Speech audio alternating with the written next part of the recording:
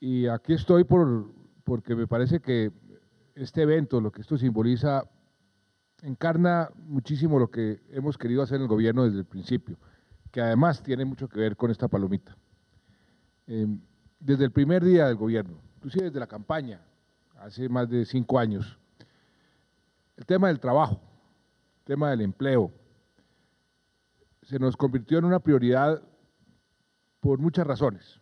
Ustedes me han escuchado en forma insistente diciendo que yo quisiera hacer realidad una visión que yo tengo para este país. Un país en paz, un país con más equidad, porque este es un país con unas inequidades vergonzosas, unas diferencias realmente abrumadoras que tenemos que continuar tratando de reducir, y un país mejor educado. La educación es tal vez el factor de movilidad social más efectivo en cualquier sociedad a través de la historia, y en un mundo como el que estamos viviendo, cada vez más globalizado, cada vez más competitivo, ese factor de la educación, de la calidad del capital humano es muy importante. Y son 3 conceptos que están relacionados los unos con los otros. Si queremos más equidad, tenemos que dar más oportunidades de educación a todo el mundo, y hemos hecho un gran esfuerzo en ese sentido. Y si queremos paz, y sobre todo una paz sostenible en el tiempo, necesitamos tener un país más equitativo. Y el empleo, el trabajo decente, entra a jugar en forma determinante para lograr esos objetivos, porque es a través del empleo, del trabajo decente, de oportunidades de trabajo, que vamos a poder reducir esas inequidades, que vamos a poder tener paz, que vamos a poder reducir la pobreza. Y por eso, desde el principio, fue prioridad para nosotros el tema del empleo.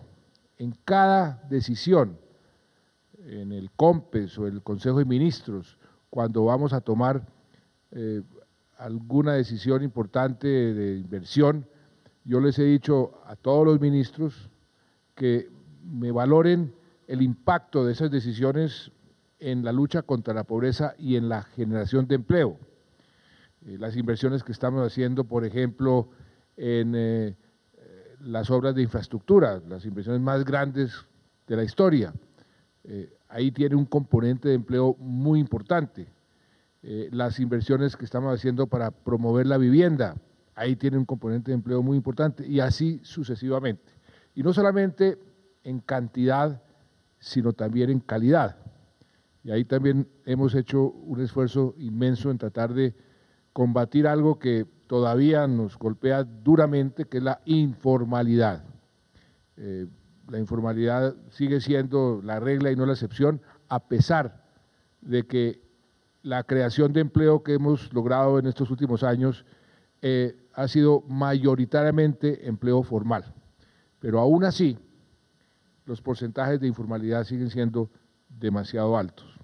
Pero el esfuerzo que hemos hecho en todos estos años en los diferentes frentes que tienen que ver con este concepto de trabajo decente, nos han dado unos resultados bastante positivos. Creo que podemos, Lucho, sacar pecho en el sentido de que ahí hay unos resultados, pero somos los primeros en ser conscientes que nos falta mucho camino por recorrer en calidad de empleo, en acceso al empleo, en muchos de los factores que componen ese concepto del trabajo decente.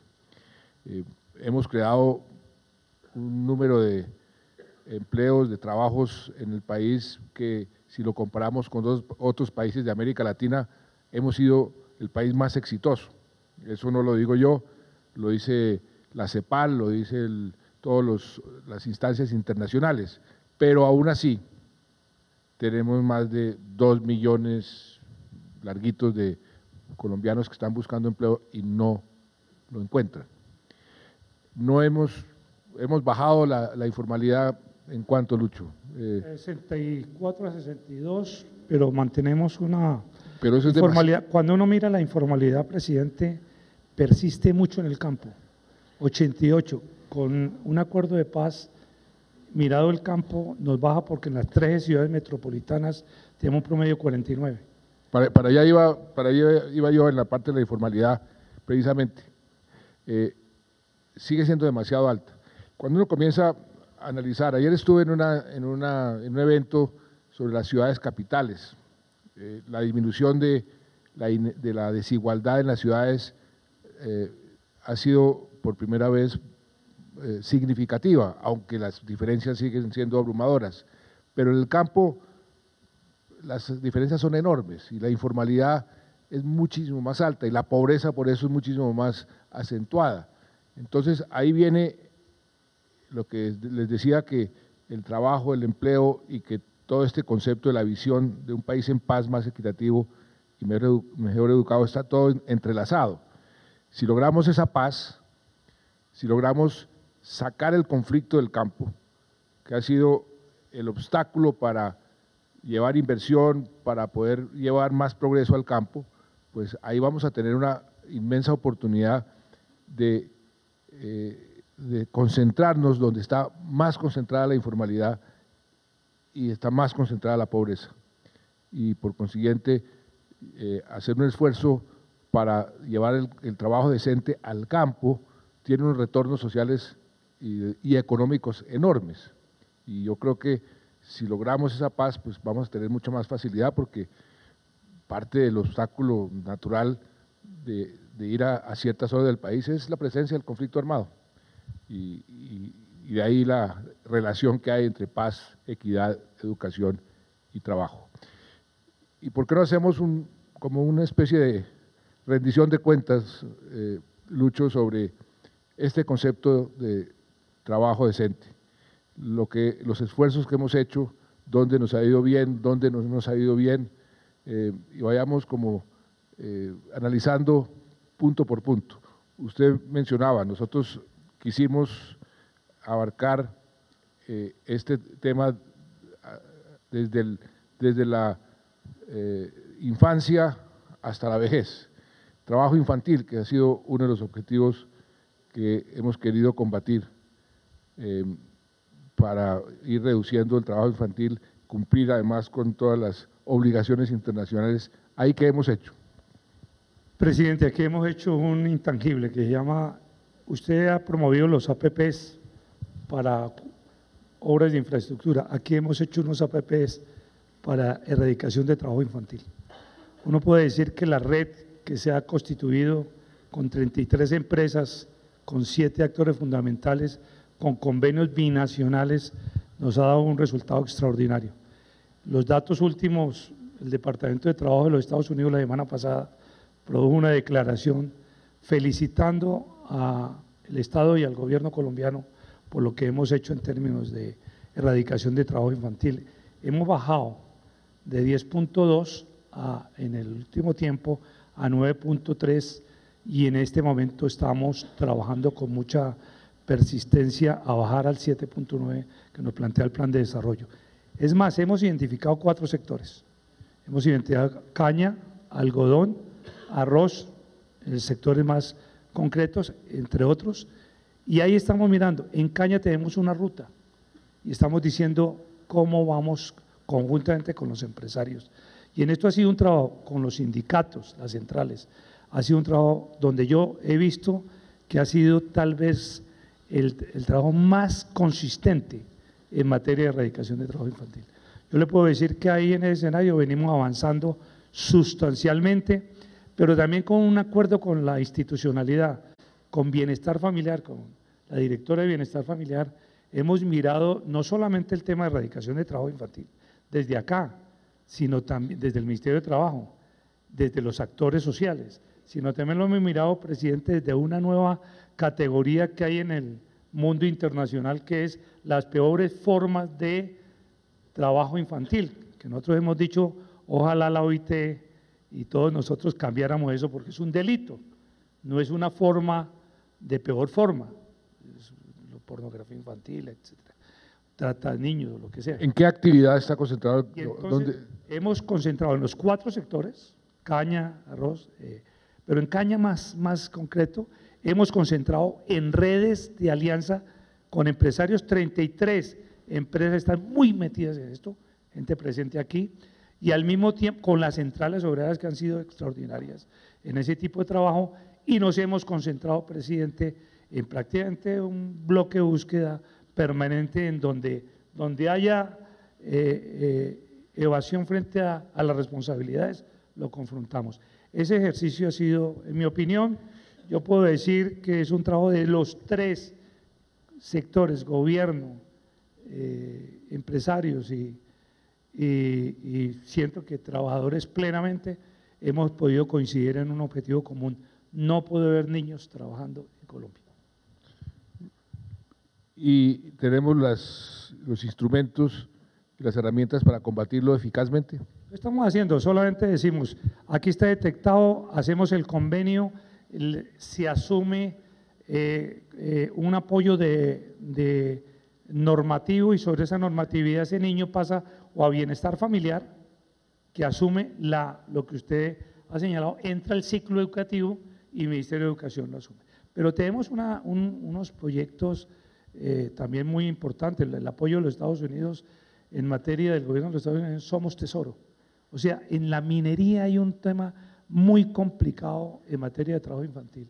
Y entonces ahí en Somos Tesoro es un fondo que se ha creado para hacer medición, visibilidad de los temas, maltrato en ese tipo de escenarios, entendiendo también, presidente, porque también hay que ver que el trabajo infantil también tiene unas culturas, no lo estoy justificando, pero le digo por lo menos en las zonas cafeteras, nos dicen, bueno, pero hay unos escenarios donde la familia actúa como históricamente en relación a cierto tipo de trabajo, no lo justificamos, como en programas de televisión donde los niños son, pues de alguna manera actores entonces estamos en discusión qué tipo de trabajo para que no sea una explotación de trabajo infantil.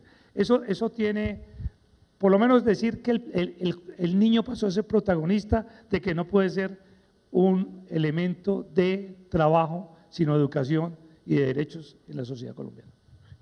Y finalmente, sobre el trabajo infantil, ¿cómo nos estamos comparando con otros países, por ejemplo, de la región? En la región estamos, por lo menos, en los avances que tenemos, somos los primeros. En los avances de los últimos 4 años. Ahora, en relación ya a los temas que hay históricos, pues es que esto es un sector que no puede medirse con ciudades, con países en donde aquí el sector agrario, el sector minero juega un papel fundamental. Aquí hemos hecho acuerdos muy importantes, para dar un ejemplo, con el comercio, hemos hecho un acuerdo diciendo, porque ahí se utiliza mucho el doctor Botero, el niño mandadero. Entonces hemos hablado cómo con los tenderos, acaba de haber una reunión extraordinaria de tenderos y precisamente uno de los centros de atención fue no trabajo infantil, y los propios tenderos, en un acuerdo que acabamos de hacer hace un mes, de una extraordinaria reunión de tenderos, hicimos no puede haber esa utilización de trabajo de niños. Muy bien, vamos subiendo. Los jóvenes. En prácticamente todos los países el desempleo es más acentuado entre los jóvenes. Colombia no es una excepción y por eso nosotros quisimos focalizar parte de nuestros programas a darle empleo a los jóvenes. Cuéntenos cómo nos ha ido en ese frente. Hemos bajado bastante el desempleo de los jóvenes, pero en términos generales, ¿qué es lo que hemos hecho y qué vamos a hacer hacia el futuro? A mí me tiene preocupado 2 culturas, presidente, lo digo yo como un hombre que vengo del mundo sindical y que leo muchísimo al mundo sindical en mi vida política y en mi vida personal. La cultura antisindical, que ojalá usted me pregunte en el camino. Y segundo, el tema de la cultura de los jóvenes. Es increíble, de 2 millones de colombianos, presidente, buscando empleo, 1 millón están entre 18 y 28 años. Y usted me ha escuchado y usted me ha dicho, hágale. Nos metimos en 40.000 empleos y hemos hecho unos acuerdos con cajas. De pronto, por razones de la manera como se contrata, se ejecuta, es posible que no lleguemos a diciembre 31 a la meta. Pero estamos trabajando con ellos diciendo, hombre, hagamos lo posible por quitar ese retén de que porque el joven es joven, porque no tiene experiencia, porque no pudo validar su bachillerato. Hagamos todo el ejercicio posible porque los jóvenes no tengan esos retenes tan complicados para entrar a trabajar. Por eso los 40.000 empleos que usted lo ha dicho, lo autorizó y lo ordenó, y es ni más ni menos, se pagan 6 meses, se retiene 60% de la población en esas empresas más de 6 meses, se pagan sus derechos y sus prestaciones, y a eso se agrega algo que usted nos ha dicho, que ahí está pendiente y que tenemos que ver en esta coyuntura, es el ejercicio de retenes, y lo digo con respeto porque no estamos haciendo una cultura antilibreta militar, pero si estamos diciendo si hay 1 millón de jóvenes y de los 1 millón de jóvenes, 565.000 no han podido resolver su libreta militar, el ejército de 350.000 personas que salen de 11, necesita 105.000 en el ejército para no perder su dinámica, y hay gente que se va volviendo ilegal, no por ilegal de Bacrín ni de guerrilla, sino ilegal en el mercado porque los jóvenes se van sumergiendo en ese mundo. Por eso, presidente, usted nos ha autorizado, y yo creo que, no sé si es una información, una chiva hija, hagan de conjunto una mirada sobre la revisión del primer empleo. Usted hizo la ley del primer empleo, y esa ley del primer empleo que se desarrolló bajó del 20% el desempleo en jóvenes a 15.8 hoy, pero es muy alto todavía, muy alto todavía. Y ese 15.8 nos obliga a mandar una revisión que usted nos ha planteado y la estamos haciendo, presidente, por la coyuntura, no sé, lo de la libreta o no sé, eso es una decisión suya. Lo cierto es que si nosotros estamos ya preparando una nueva mirada que permita que con los empresarios y los dirigentes sindicales podamos promover una posibilidad de llegar al tema de empleo. Termino con esto. Aquí está Alfonso Prada, director del SENA, y usted ha mandado un escenario muy importante sobre formación. Entonces, en los jóvenes estamos en la placa 25, 55, 75, que lo adelanto un poquito en el pacto de formación. 25 es que de cada 100 colombianos, presidente, de cada 100 aprendices en el 2010, tenían posibilidad de trabajar. O sea, de cada 100 aprendices que salían del SENA, 25 consiguen trabajo. Hoy están 55 de cada 100. Y la orden suya es 75 de cada 100, y estamos trabajando en eso. No me explayo en ese escenario, pero la mirada de jóvenes es una prioridad, presidente, y es un mensaje al país de que no podemos hablar de una paz sostenible y duradera si la mirada de los jóvenes siguen siendo miradas de prejuicios y de retenes en función de este tipo de trabajo. Usted mencionó 2 temas que me gustaría que ahondáramos un poquito y pudiéramos como tratar de avanzar. El tema de remover los obstáculos de los jóvenes, sobre todo por la falta de experiencia. Usted me dice que el programa que montamos de pagarle a las empresas durante un tiempo para que acojan a jóvenes sin experiencia, los entrenen y se queden con un porcentaje, 60%. Ese programa no vamos a cumplir la meta. No lo vamos a hacer, aquí está el presidente con subsidio y otras cajas por el tema de contratación. Ha habido la oferta, pero el trámite nos ha costado un poco. ¿Y cómo podemos mejorar eso?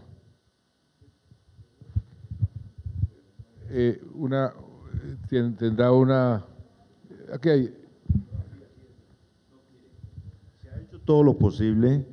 Tenemos inclusive en Bogotá regadas 4 agencias de empleo muy dirigidas por el Ministerio del Trabajo, y hemos encontrado una respuesta muy positiva de muchas empresas, que inclusive nos han pedido las mismas personas, y nosotros hemos entrado a capacitarlos en las áreas específicas que ellos nos han pedido para podérselos mandar debidamente capacitados. Sin embargo, la principal dificultad radica en que las vacantes en las empresas no están, digamos, vacantes, ya están ocupadas. Entonces no nos ha podido funcionar la totalidad de la preparación que tenemos. Nosotros hemos preparado con el viceministro más de unos 20.000 es que tenemos preparados y listos. Y de eso hemos logrado ubicar unos 4.500, pero todavía nos queda faltando mucho, señor presidente. Muy bien. Y el otro obstáculo, mirado desde ese enfoque de ir removiendo obstáculos, usted lo mencionaba, la libreta militar. Yo creo, Lucho, que ya es la hora de tomar esa decisión. Entre otras cosas porque el ciclo económico, pues todo el mundo sabe que se está resintiendo, los problemas que tenemos internacionales que afecta a Colombia inexorablemente, nos está afectando el crecimiento este año. Yo sigo sosteniendo que va a ser por encima del 3%, pero de todas maneras es mucho más bajo que lo que tuvimos el año pasado, y eso golpea el empleo. El mes pasado, por primera vez en 60 meses, subió marginalmente, pero subió el desempleo. Y eso ya es como una alarma. Entonces tenemos que anticiparnos a eso. Me parece que es el momento de tomar esa decisión. Hablemos con el ministro de Defensa y tomemos la decisión de ver cómo removemos el obstáculo de la libreta militar, sobre todo para quienes pueden tener trabajo y no pueden acceder simplemente porque no tienen libreta militar. Creo que es el momento de hacerlo. ¿Por qué no le propone al Consejo de Ministros la fórmula en el próximo Consejo? Quedó, Enrique. Muy bien.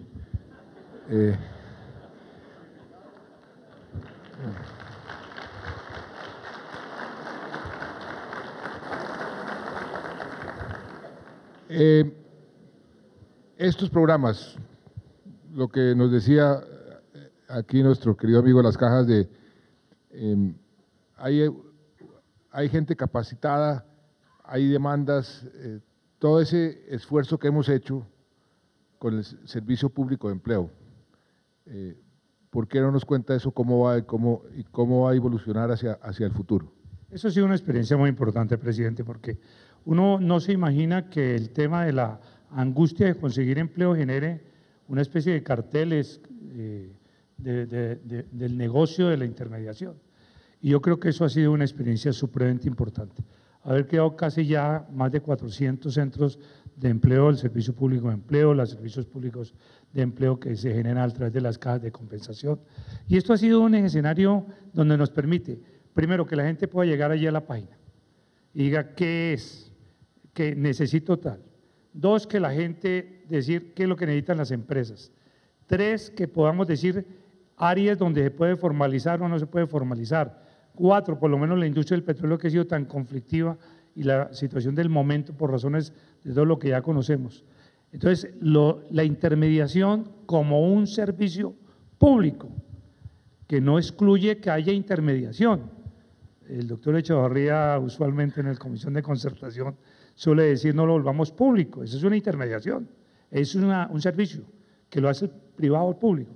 Lo que decimos es que como una mirada pública se asume. Yo creo que es una de las grandes experiencias positivas que tenemos, por lo menos enfrentar a aquellos que utilizan la intermediación como un mecanismo de extorsión y coacción. Sobre todo se da mucho en las regiones. Por eso la experiencia es hoy muy importante. Vamos a llegar a 500 centros de empleo que han sido para capacitación. Capacitamos a la gente, la formamos, miramos las ofertas, miramos la dinámica del mercado. Yo creo que eso ha sido una experiencia supremamente positiva. Sí, y ahí entre más eficiente hagamos el mercado, por así decirlo, pues más oportunidades de empleo se van a generar, porque las ineficiencias ahí, lo hemos visto ayer mismo, estábamos con los confeccionistas, nos decían, necesitamos mucho más operarios, y las cifras que mencionaban eran unas cifras muy importantes. Por otro lado, hay gente que está buscando empleo y ahí viene y entra a jugar, por ejemplo, el SENA, como una especie de intermediario, pero intermediario en el buen sentido de la palabra, que capacita para poder ofrecer. Eso es fundamental. Esa relación, lo que mencionaba Lucho, ya vamos en 55 de cada 100 que apenas salen del SENA consiguen empleo. Nuestro objetivo es 75 de cada 100. ¿Cómo va esa evolución, doctor Prada, y cómo se está adaptando el SENA, que aquí está buena parte de la Junta Directiva, al futuro? Porque si hay una entidad que tiene que ser visionaria, en el sentido de que vamos a darle mucha importancia, por ejemplo, a la biotecnología o a la nanotecnología o a algún sector, la entidad que tiene que anticiparse para ir entrenando y capacitando gente para estar preparada para esa demanda es el SENA. Yo le cuento una anécdota. Cuando yo era ministro de Comercio Exterior, hace 25 años, me invitaron a Costa Rica. Costa Rica lo único que exportaba era banano, café y turismo. Y el ministro de Comercio me llevó a unos galpones inmensos y entramos a los galpones y había una cantidad de gente jugando con aparatos electrónicos, ¿no? haciendo una serie de ejercicios. Y dije, ¿esto qué es? Me dijo, estamos anticipándonos a lo que queremos hacer en 5 o 6 años, y es convertirnos en uno de los productores de componentes de computadores cuando los computadores estaban pues en pleno apogeo. Y volví 10 años después y el primer rubro de exportación en Costa Rica se ha convertido los componentes de computador. Precisamente se anticiparon, eso atrajo la inversión, por eso la relación entre SENA, sector privado y futuro es tan importante porque la inversión está muchas veces es viendo dónde se ubica, y la mano de obra y la capacidad de esa mano de obra se está volviendo cada vez un factor más importante. ¿Cómo va eso, doctor Alfonso? Hace unos días, presidente, bueno, ya hace unos meses estuvimos con usted en Apartado y lo llevamos a un pequeño laboratorio que tenemos allá de biotecnología. Y la investigación que estamos haciendo en el SENA en biotecnología allí es utilizando la cáscara del plátano y a través de un proceso de transformación volverla plástico. Y es un poco eso lo que usted está mencionando, es cómo anticiparnos para que todo eso que sobra, digamos, de residuos en componentes agrícolas en regiones como esa, lo convertimos en material útil hacia el futuro como un servicio a la empresa y a la productividad. El próximo martes, aquí mismo, todo Corferias está destinada a mostrarle al país 40 ocupaciones nuevas, completamente diferentes, modernas. Los invito de paso a todos a que pasen. Vamos a estar del martes al viernes mostrando 40 ocupaciones. Por ejemplo, vamos a mostrar mecánica automotriz en electricidad o en motores híbridos, porque la economía del mercado automotriz, por razones del cambio climático, por razones ambientales, va necesariamente hacia la producción automotriz en materia eléctrica. Nosotros estamos formando ya, usted lo vio en el taller automotriz, por ejemplo, de Cali, estamos formando a los jóvenes en lo que va a ser la mecánica automotriz del futuro, anticipándonos claramente a lo que se viene. Pero también tenemos, como usted mencionaba, la nanotecnología, el manejo de la materia para producción, por ejemplo, de textil más resistente a la lluvia. Lo estamos haciendo aquí en Bogotá, en un centro, con los mismos aprendices, con instructores especializados, y bueno, 100 cosas adicionales puedo contarle. Segundo, además de eso, ¿cómo lograr efectivamente aumentar del 55 al 75, anticipándonos a lo que se viene? Usted ha promovido, presidente, algo que es una revolución en materia de infraestructura, lo sabe todo el país ya. En infraestructura, durante los próximos años, a través de las APPs, de las concesiones, se van a lograr ubicar más o menos, o se van a necesitar 227.000 colombianos para construir las autopistas de cuarta generación, los puentes, los viaductos, los túneles, los aeropuertos y los puertos. En esa nueva infraestructura que va a tener, como ya lo tiene el país en obra, nosotros lo que hicimos fue sentarnos con los concesionarios, auspiciados además a través de de la Cámara Colombiana de la Infraestructura, y junto con un gran equipo del gobierno, focalizando los municipios por donde van a pasar las vías y focalizando la pobreza, nosotros estamos avanzando en la formación anticipada de los 227.000 colombianos que no solamente garantizan tener ya formación, sino que van a tener un empleo para construir la vía. La vía se va a construir y se van los contratistas, pero queda un talento laboral instalado en esos municipios con la gente más pobre focalizada con el DPS, con un talento laboral para hacer el mantenimiento los próximos 50 años. Pero la infraestructura va a revolucionar la vida de los municipios por donde pasan, va a cambiar la vocación del suelo, va a haber más infraestructura en alcantarillados, en acueductos, va a haber nueva vivienda con los planes de vivienda y ya, presidente, con el ministro de Vivienda comenzamos a hacer el diseño de lo que va a ser la formación de gente del SENA, de los aprendices del SENA, para poder atender ese cambio de vocación en el suelo en muchos municipios. Posconflicto, nos estamos preparando para el posconflicto. Las inversiones de infraestructura y tecnología van dirigidas, voy a poner solamente un ejemplo porque es una carreta larga, pero un solo ejemplo. Hemos destinado 8.000 millones de pesos para construir el centro de formación en San Vicente del Caguán, una APP que usted prometió hace un par de años.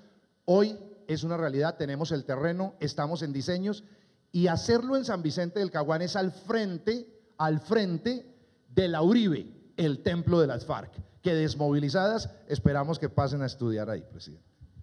Muchas gracias. Muy bien. Lucho, ¿sabe quién hace falta en este conversatorio? ¿A quién me gustaría verlos aquí sentados también? A los rectores de las universidades. Es muy importante la relación empleo-educación. El SENA es un componente, pero estamos nosotros educando a los trabajadores del futuro, los estamos educando bien, los estamos entrenando y educando para lo que el país necesita.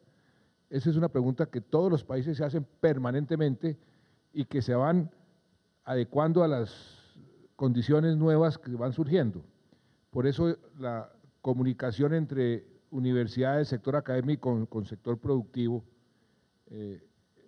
debe ser muy fluida con el gobierno y con las centrales obreras, porque tiene que haber más coordinación. Yo lo estimularía que la próxima vez invitemos a los rectores, y es que lo ve uno todos los días. Hay empresas, por ejemplo, en la parte de las TICs, toda la tecnología de la información y de las comunicaciones. Hay empresas que han querido venir a Colombia y no han encontrado, por ejemplo, los ingenieros de sistemas suficientes para poder contratar, y por supuesto se van a otro país donde sí existe. Ese tipo de relación y de coordinación entre el sector educativo para generar mejor y mejor empleo, me parece que es fundamental. La otra semana vamos a citar las universidades, tenga la seguridad. Muy bien. Y vayamos a lo del empleo de calidad, que eso también uno también quiere que el empleo cada vez sea más y mejor. ¿En eso qué se ha hecho? Bueno, usted lo ha dicho, estamos combatiendo la informalidad. Y combatir la informalidad significa varios elementos. Un primer elemento es que, bueno, nos jactamos de tener el indicador de 9.1 en el indicador de desempleo, un dígito por permanente, nos jactamos de los 3.200.000 que hoy ya tenemos, de los últimos 5 años. También nos jactamos de que por primera vez se produce más formalidad que informalidad. El último dato del DANE, de la cifra del mes pasado, nos muestra que 5 veces más formalización que informalización. Eso es avance, pero, presidente, como usted lo ha dicho, eso es lo que hay que combatir y no podemos estar tranquilos frente a eso. La primera es tener el derecho a lo mínimo, ahí es donde está la reflexión de la OIT, haber puesto en la superficie el tema de empleadas domésticas. Estamos en 110.000 empleadas domésticas y esperamos llegar al universo que son 750.000 empleadas domésticas. 2, hemos hecho una cobertura total en madres comunitarias. Nos hemos metido con todo en taxistas y el último plan de desarrollo nos permite conjugar el tema de entre la cotización como trabajador independiente o asumir una responsabilidad vía contrato laboral. Y al mismo tiempo ahora estamos muy metidos en el tema de recicladores y manicuristas. Por eso le digo que en ese escenario hay 226.000 personas incorporadas a la seguridad social, que no los incluyo dentro del 1.904.000 que le hablo del 303.200.000. 2, hay otro escenario, la formalización. Y en esto sí hay que hacer una discusión muy de fondo.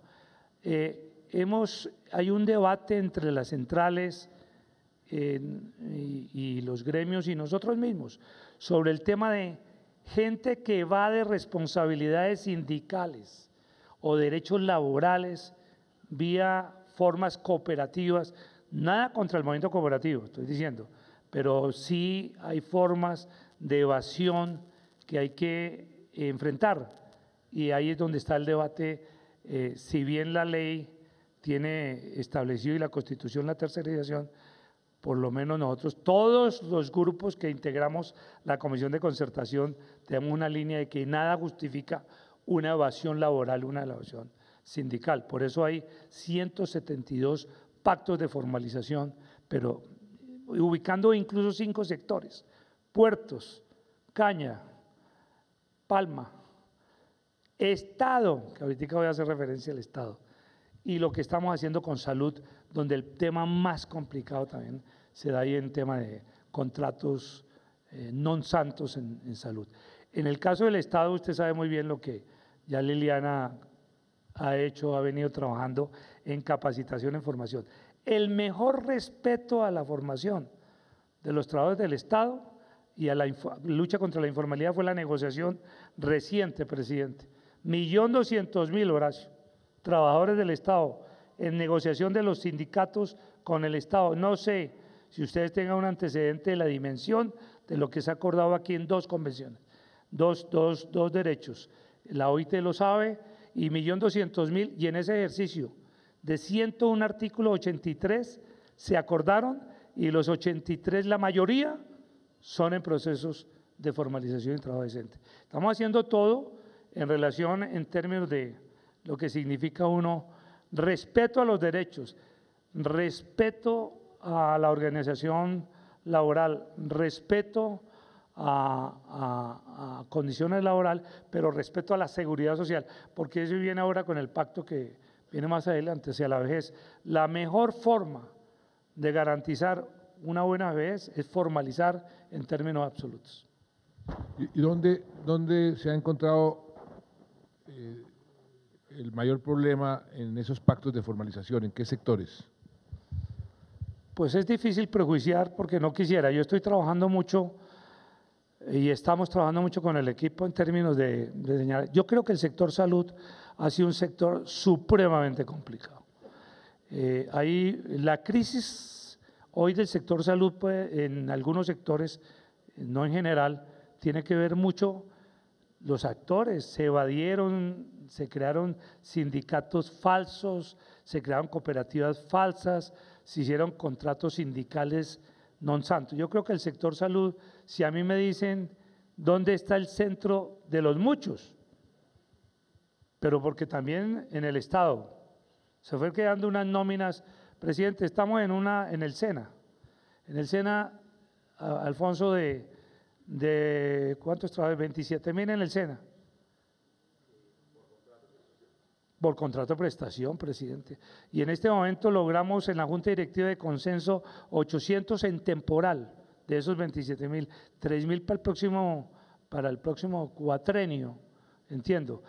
Entonces, en ese sentido, estamos haciendo todo lo posible, nos está ayudando Liliana, pero nosotros somos los que más ejemplo tenemos que dar. El Estado muchas veces se fue generando una especie de nóminas que hablemoslo con claridad, que fue evadiendo responsabilidades, y yo creo que los otros lados no los quiero prejuiciar, porque sino de una, pero estamos haciendo un esfuerzo en puertos, en palmas y en caña supremamente importante. Yo creo que ahí hemos hecho en agroindustria esfuerzos, pero eso no ha sido fácil, pero ahí vamos. Hemos dicho persuasión con todo, seducción para que cumplan normas con todo, pero lo que más nos interesa también es la población, presidente, que usted nos orientó, empleadas domésticas. Yo quisiera que los que están aquí, empleadas domésticas, manicuristas, el reciclador, antes era desechable, después indigente, después habitante de calle, después, y hoy es un tipo, unas empresas, hay un nivel de reincorporación a la sociedad, 20.000 ya estamos en un proceso muy concreto de reincorporación a esto. Muy bien. Y el último ciclo, la tercera edad, la vejez, que estamos usted y yo entrando, usted y yo tenemos la misma edad.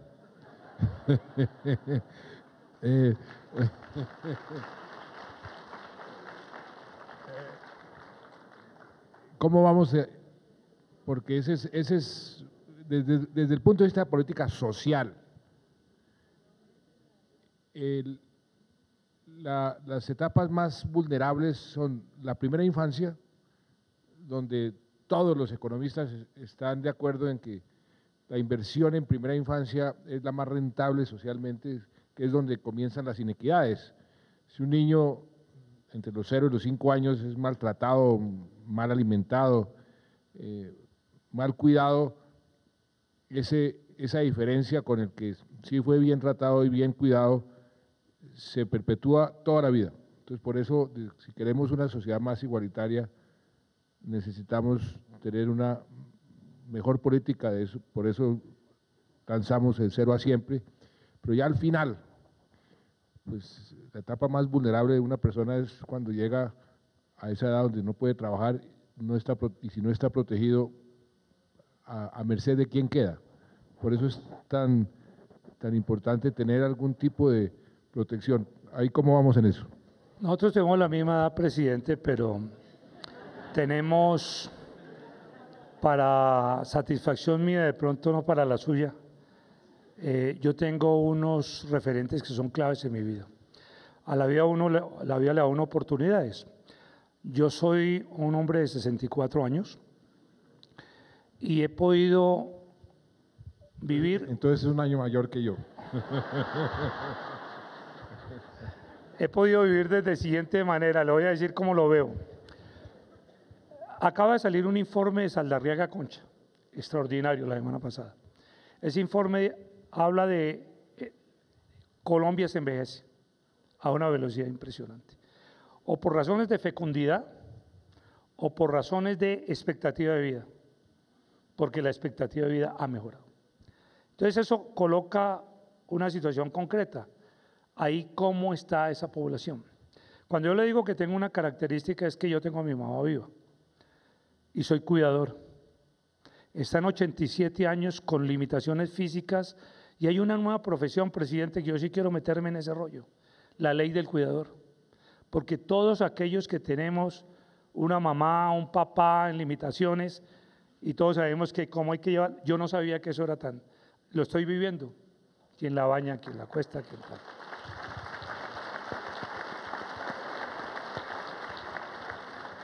Y usted no tiene lo que yo tengo, usted no tiene a doña Clemencia, mamá, yo sí tengo a doña Eloísa, mamá, y la estoy cuidando. Pero también tengo la otra mirada, ¿cómo hacemos para que esta población que está llegando a la vida pueda tener la posibilidad de pensión o cobertura? Y entonces estoy generando la política de ahorro, y usted no tiene lo que yo tengo, yo soy abuelo. Porque ni Esteban, ni Martín, ni su hija, bueno, entonces yo sí. Entonces Ilana, mi nieta, le llevó una alcancía la semana pasada, hay que empezar a ahorrar. La política del ahorro. Por eso, no quiere decir que eso lo vaya a resolver, pero como ministro me da usted la oportunidad de mirar el ejercicio de Colpensiones. Colpensiones de 1 millón de personas que tienen cobertura, solo 5% nos falta por registrarle toda su cobertura. Aspiramos en diciembre 31 llegar por lo menos al 98%. Pero a eso le agregamos algo que es supremamente importante, lo que usted hizo con Colombia Mayor. Se triplicó Colombia Mayor, 1,5 millones, de los cuales 187.000 son víctimas del conflicto, presidente. BEPS, llegamos a 100.000 con beneficios económicos periódicos en materia de política de ahorro.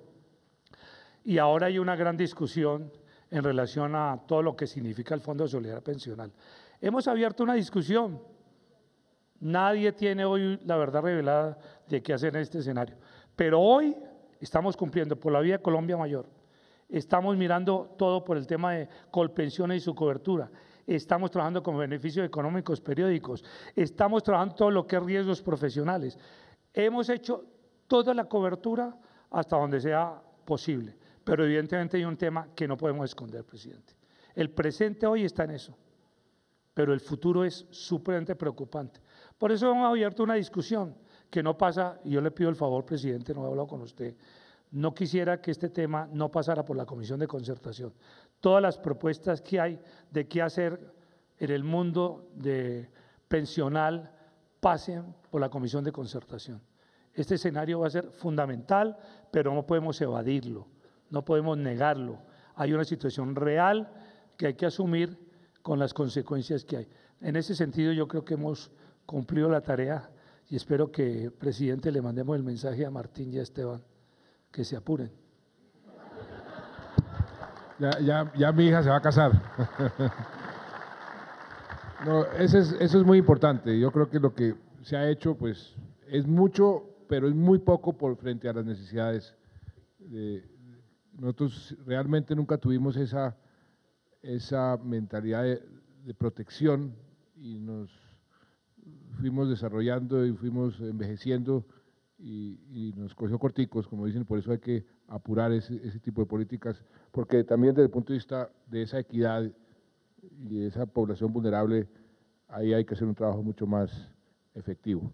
Y usted hablaba de la Comisión de Concertación, lo que me lleva a que hablemos un poco del diálogo social. Usted ha estado, Lucho, en todas las, digamos, en todas las etapas y en todos los sectores, su trabajo en los sindicatos, su trabajo en el gobierno, su trabajo a través de toda su vida. Hoy, ese diálogo social, ¿usted cómo lo está viendo? Presidente, yo sí digo que lo que estamos haciendo en la Comisión de Concertación, los escenarios de interlocución con el mundo gremial y las centrales es supremamente importante. Es muy enriquecedor, lo veo en todos los espacios.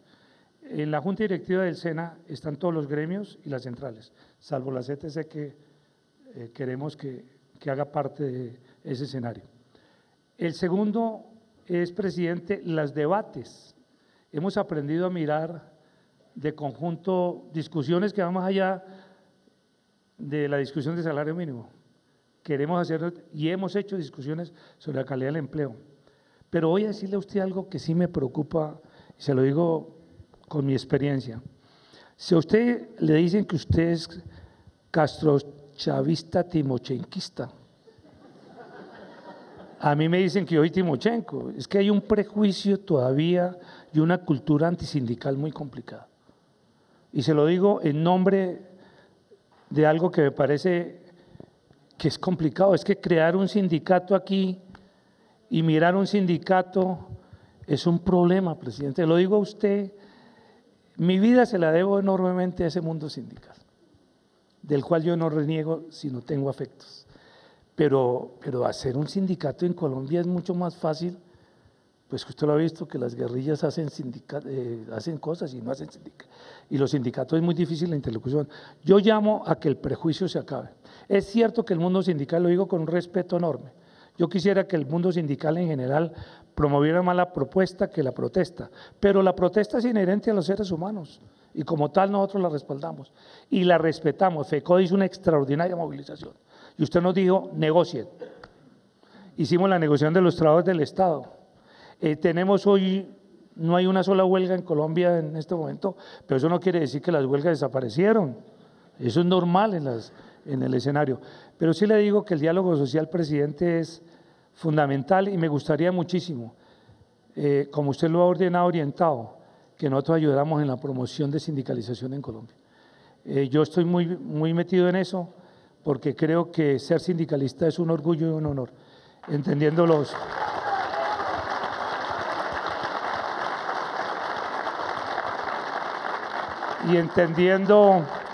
los empresarios de los cuales tengo una interlocución extraordinaria. Ellos también, en todo lado no hemos encontrado sino propuestas y nos hemos encontrado juntos en todo lado. Acabamos de tener una negociación de 5 sindicatos en el SENA, eso valía la pena contarlo, ¿no? Y alguna gente decía, oiga, debemos promoverlo como un ejercicio extraordinario. Una negociación de verdad de lujo, sin ruidos, pero con una extraordinaria capacidad de los sindicatos de negociación. La interlocución, tenemos un gran reto, presidente. Usted está hecho una negociación con los ilegales, ha mostrado al país que este país tiene que ser generoso, pero tiene que ser mucho más fluido en la negociación entre lo que llamamos los legales y que son legales, ¿no? En ese sentido, tengo esa reflexión, pero le quiero decir que eso va andando. A ver, esto es un punto muy importante, sobre todo hacia adelante. Si logramos superar este conflicto armado, vamos a quedar como un país normal. Es que a una vez se le olvida que Colombia es un país anormal que ha habido 50 años en guerra. La gente como que no entiende ni se da mucha cuenta de eso, pero es la verdad.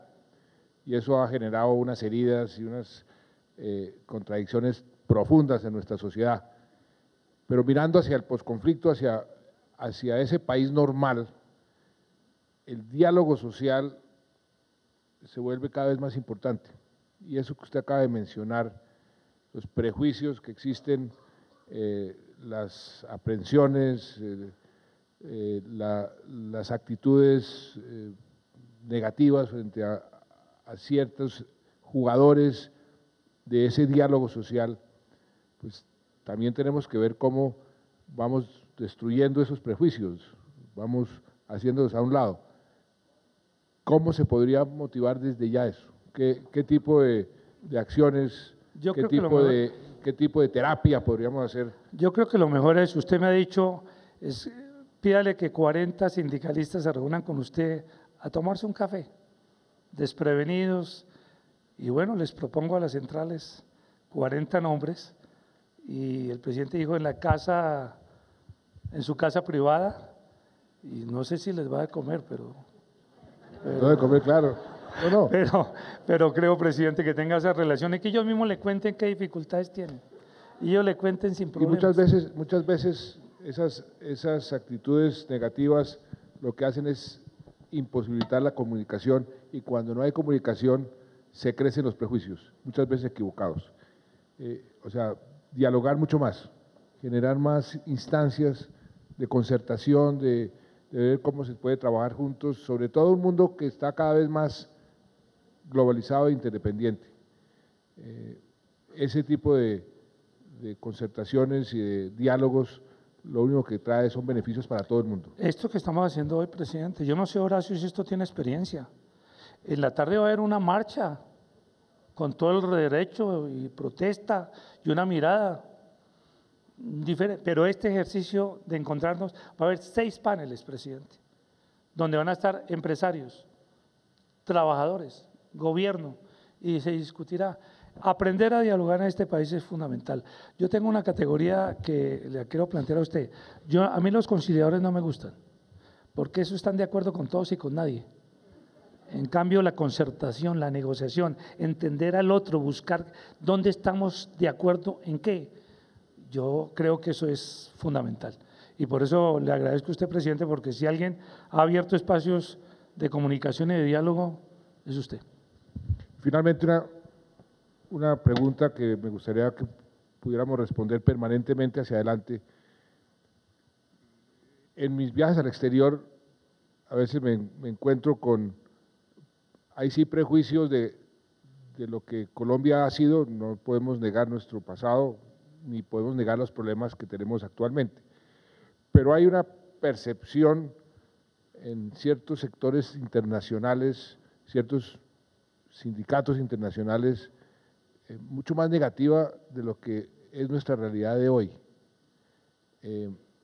¿Eso a qué se debe? ¿Cómo podemos corregir eso? Horacio, lo comprometo si dice algo. Bueno, le pediría el favor Claro. que con una mirada tranquila nos dijera.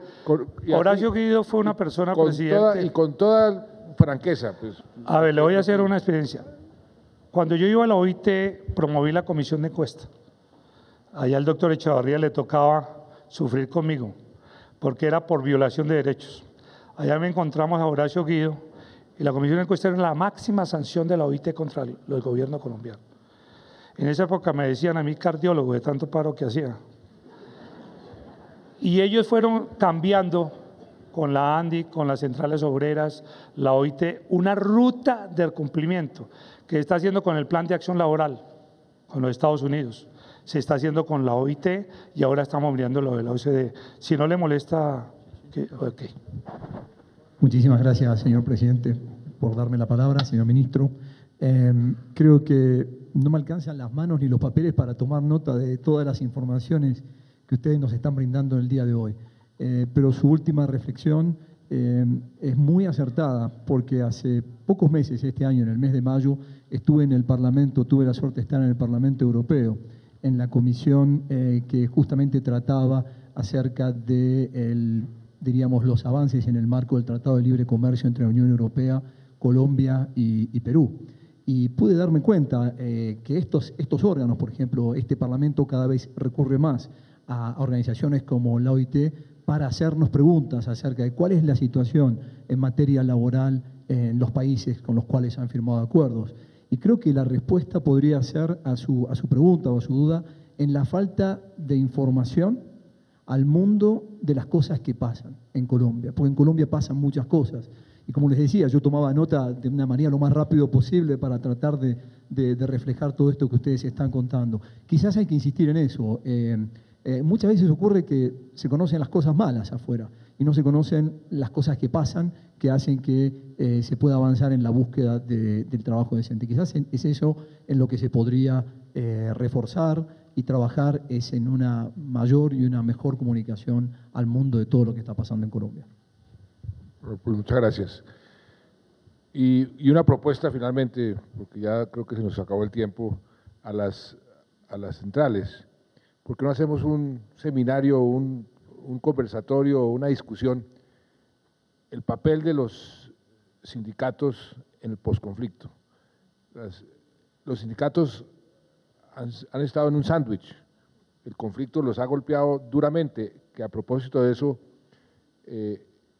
otro de los temas por los cuales nos critican mucho, y yo creo que con razón, es la impunidad de asesinatos de sindicalistas hacia el pasado, y yo creo que en eso no seguimos bien, y tenemos que ver cómo presionamos, no sé si es el Consejo Superior de la Judicatura, la nueva instancia, la Fiscalía, para ver si esas cifras las podemos ir mejorando, pero yo sí creo que en esta Comisión de la Verdad, en esta nueva etapa del país que Dios mediante puede venirse pronto, ese papel de los sindicatos, cómo se ven y cómo los podemos promover de la mejor forma, me parece que será muy útil para anticiparnos a que cuando venga ya tengamos alguna idea de cómo podemos trabajar.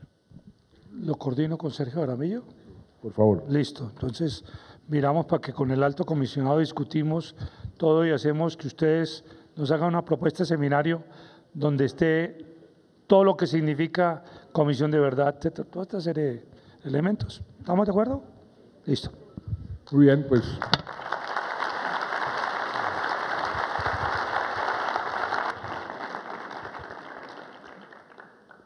Muchas gracias, Lucho, y seguimos trabajando por el trabajo decente. Y a todos ustedes, muchas gracias por esta oportunidad.